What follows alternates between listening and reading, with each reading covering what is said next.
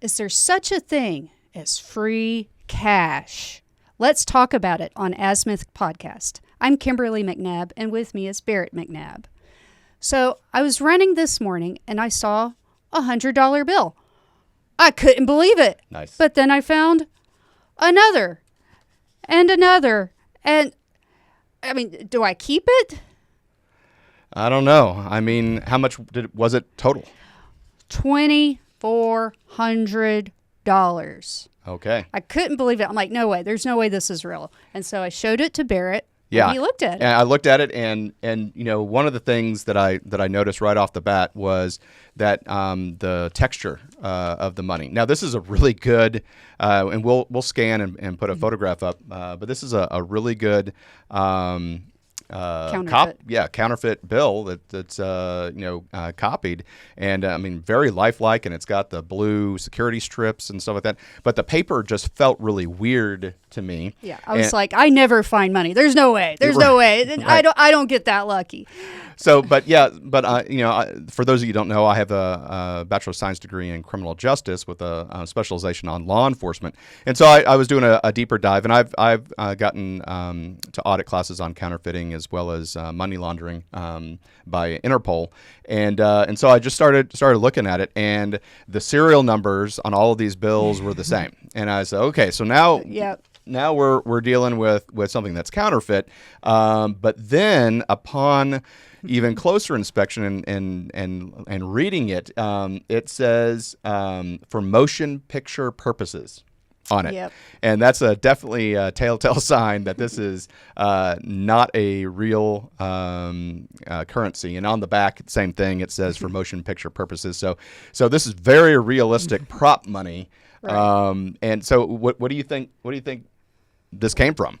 So it turns out, and I looked this up online, where I was running is a place in Houston where people do drag strip racing. Okay. In the middle of the night, and I run in the mornings. And so they'll do these race scenes, and they'll record them on their phones. Okay. And they just make it rain? Yes. Make it rain? Out the window. So okay. That is what I found. But, I thought it would be fun to go over, well, if you were so lucky to find real money, right, should you keep it? Well, there are some things to keep in mind. For one thing, if it's related to money, to like a robbery, cash does have serial numbers, as you've noted, and most local laws require citizens to turn over the money to the police. Okay, yep. Now, some laws say police will return the money if it's not claimed within 3 to 6 months.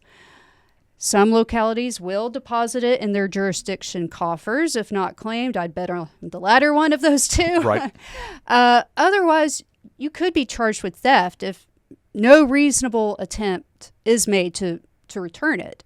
So, as we said, this is movie money, so I felt okay to keep it, of course. Yeah. This is, it's clearly it's fake money, but one of the big things is as you're trying to turn in the money, one of the big things in the news that have been going on, and a number of court cases have been going on, is civil asset forfeiture. And so let's just say that you're going to the police station to return this money.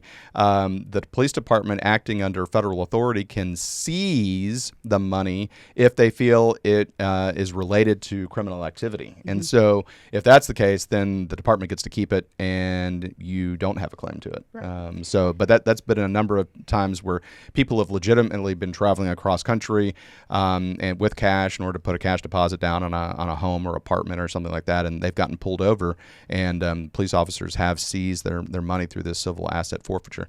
But still, there's a social media guy that we follow, and he's pretty funny. And Date Right Stuff. So he's talking about giving money. Right. Yeah. And so let's go ahead and take a look at it.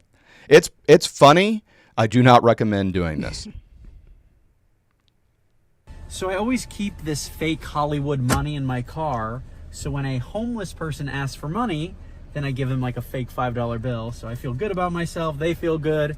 And then when they go to use it, they get arrested. So I'm actually like helping clean up the community, getting them off the street. Savage. Yeah. So savage, in fact, has been taken off of his Instagram, Twitter, and YouTube page. Yeah, you cannot find this on the internet. In fact, I had to dig into Reddit to find it. So, yeah, we definitely don't recommend doing that because that is exactly how George Floyd started. Right. He went to spend a fake dollar bill. fake $20 bill. $20 bill, yeah. And so obviously that led to his interaction with the police, and the rest is infamy. Yes. After that, but still, so again, this is a public service announcement. Don't do that. It was funny to watch the video, but don't use fake Hollywood money and try and get people deliberately in trouble.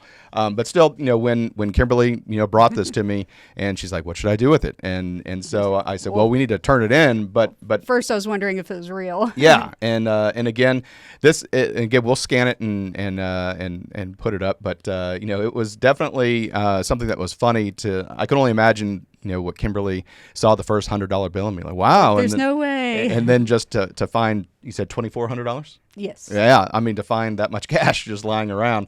But it made me smile to see, who is making this. And I've seen stuff online where you can get like bricks of cash that are banded and wrapped in plastic. That's probably where they got it. For a doorstop. And so, it's like 5 pounds and you can use it as a doorstop. So you just have bricks of cash laying around.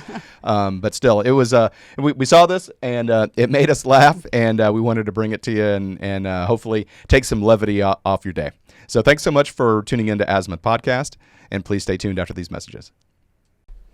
Hi, everyone. Thank you for listening. If you enjoy our show with all the stories we share, we would love your support. And it's as easy as clicking that subscribe or follow button. This will ensure you never miss an episode and keeps us bringing you these important stories. Your support makes a huge difference. Thank you so much for being part of our podcast family. Thanks, and keep tuning in.